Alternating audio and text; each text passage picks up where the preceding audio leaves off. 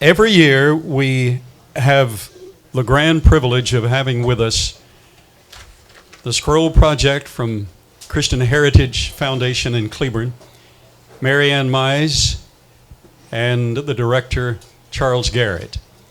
Every year we add just a little flavor to it so that not only will you come back and get the vital, essential information about the scrolls, but you will also get an added dimension of what these scrolls have inspired, because they are alive, you know that?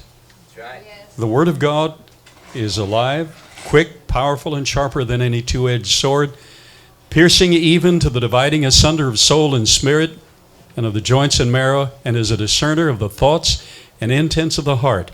It's absolutely astounding what the Word of God can do, will do, with just the reading of it. It is alive. No other book is alive. Now, we have assembled today to view what you're going to see and appreciate with the scrolls. An audience from Mexico to New York. And at the end of this primary presentation, we will be transported to another dimension of what this has inspired. So I'm glad you are here to be a part of it. First, I'd like to have stand Mary Ann Mize. She will be introduced a bit later by her director. Mary Ann and her late husband Walter have been friends of this museum for decades. In fact, the interior of this museum was made possible because of this little lady and her husband right here. He made a promise, and after God took him home to glory, she fulfilled it. And she is the owner and president of the Christian Heritage Foundation. Would you give her a hand of appreciation? One shall chase 1,000, but two shall put 10,000 to flight.